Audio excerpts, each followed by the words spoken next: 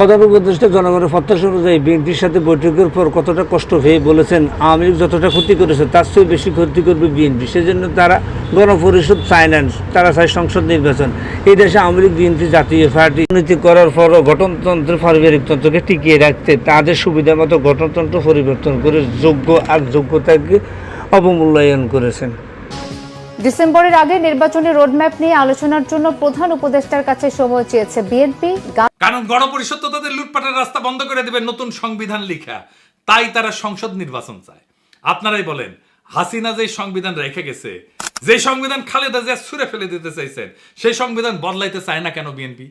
এই প্রেম কেন হাসিনার সংবিধানের প্রতি, সেটা আমরা জানতে চাই। নয়তো ব্যাখ্যা দেন কেন খালেদা জিয়া সংবিধান ছুঁড়ে ফেলে দিতে চাইছিলেন।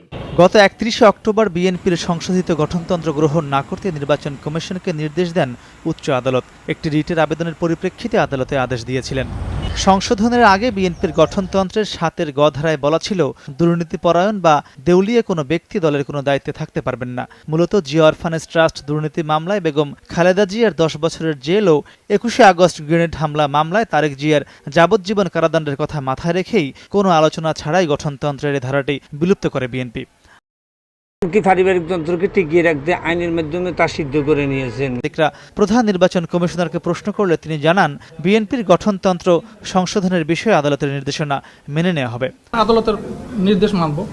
আদালত বলছে যে এই 1 মাসের মধ্যে এটা সিদ্ধান্ত জানাতে হবে যিনি আবেদন করেছেন তাকে, এবং আদালতকে তার কপি দিতে হবে। গত 28 জানুয়ারি সংশোধিত গঠনতন্ত্র নির্বাচন কমিশনে জমা দেয় বিএনপি। দলটির দাবি, 2016 সালের 19 মার্চ বিএনপির কাউন্সিলে গঠনতন্ত্র সংশোধনী প্রস্তাব অনুমোদন করা হয়েছিল। ওদের হাতের, ওদের কলমের কোনো সংস্কার আমরা সহজে মেনে নেব না। আমরা কারেকশন করব। বিএনপি যে কারেকশন করবে, অন্যান্য রাজনৈতিক দলগুলোর সঙ্গে মিলেমিশে আমরা সেগুলোকে ঠিক করে জাতির সামনে উপস্থাপন করব। এখনকার যে জেনারেশন বিনা চ্যালেঞ্জে কাউকে ছেড়ে দিবে না। আপনার কি মনে হয় শেখ হাসিনার মধ্যে 16 বছরের স্বৈর শাসককে যদি আমরা দমাতে সক্ষম হই, 18 বছরের স্টুডেন্টরা যদি তাকে দমাতে সক্ষম